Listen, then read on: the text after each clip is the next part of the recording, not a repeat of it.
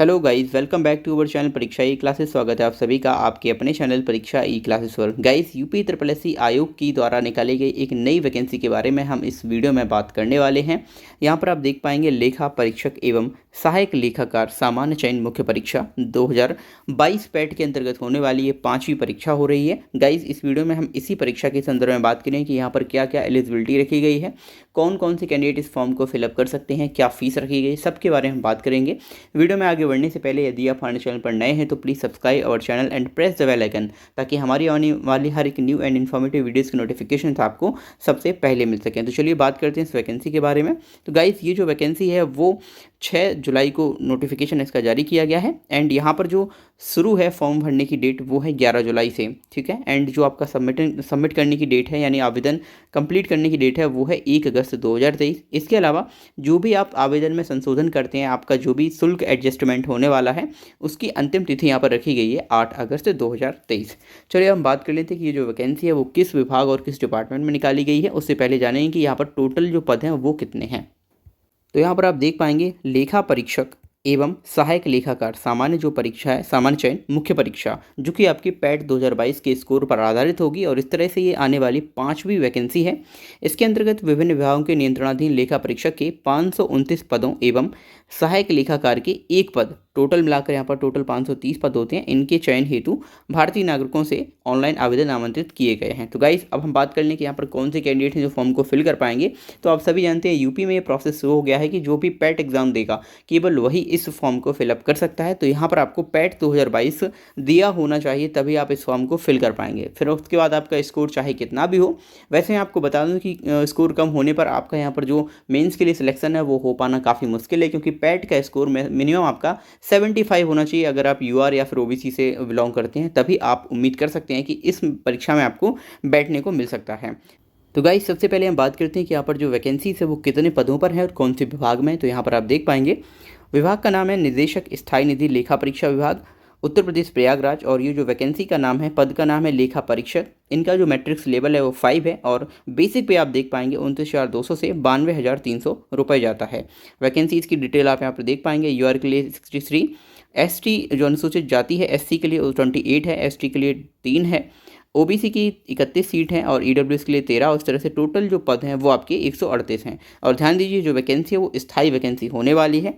फिर यहाँ पर बात करते हैं जो सेकंड आपका वैकेंसी निकल के आती है वो है सहकारी समितियां एवं पंचायत लेखा परीक्षा, ठीक है, निदेशालय उत्तर प्रदेश, ये विभाग का नाम है। फिर से जो पद का नाम है सेम वही लेखा परीक्षक का पद है। सेम आपकी वेतन है वो रहने वाली है। इस ग्रेड पे यहाँ पर जो है वो आपका 2800 हो जाएगा लेवल 5 पे ही, ठीक है। आप यहाँ पर देखेंगे आगे, आप तो देखिएगा 155 जो है वो यूआर के लिए है। फिर यहाँ पर 83 है वो आपका एससी के लिए है, 7 सीट है वो एसटी की हैं। ओबीसी की सीट आपको देखने को मिलेंगी 107। और यहीं पर अगर हम बात करें तो यहाँ पर जो 39 सीटें हैं वो हैं ईडब्ल्यूएस की, ठीक है। इस तरह से टोटल 391 सीट निकल के आती हैं और ये भी आपकी स्थायी प्रकार की सीटें हैं, स्थायी प्रकार के पद हैं। अब तीसरी जो वैकेंसी आती है वो भी आपकी सहायक लेखाकार की है और ये देखिए अस्थायी वैकेंसी है। अनुसूचित जाति और अनुसूचित जनजाति आयोग में ये वैकेंसी निकाली गई है। इसका जो वेतनमान है वो 5200 से 20,200 है। इट मीन्स जो इसका ग्रेड पे है वो 2400 है, ठीक है। पे लेवल जो आपका है वो 4 है। वैकेंसीज देख लीजिएगा, जो आपका यूआर है उसकी यहाँ पर 1 वैकेंसी है, एससी की 0 है, एसटी की 0, कोई भी वैकेंसी यहाँ पर नहीं है। सिर्फ जो वैकेंसी निकली है वो यूआर में निकली है। इस तरह से जो टोटल वैकेंसीज हैं वो निकल के आती हैं 530।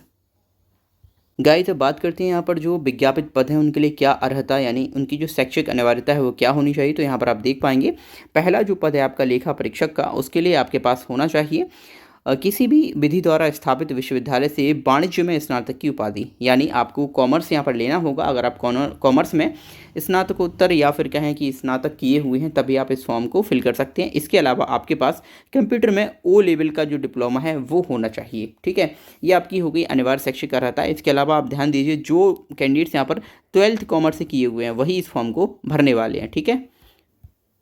यदि हम सेकंड पद के लिए बात करें जो कि लेखा परीक्षक का ही है, परंतु वहाँ उसका डिपार्टमेंट है वो चेंज है। तो देखिए यहाँ पर भी जो आपसे मांगी गई है अनिवार्य अर्हता, वो भारत में विधि द्वारा स्थापित किसी भी यूनिवर्सिटी से वाणिज्य में स्नातक यानी कॉमर्स में आपका ग्रेजुएशन होना चाहिए, या फिर अकाउंटेंसी में आपका जो पीजी है वो आपका चल सकता है, ठीक है।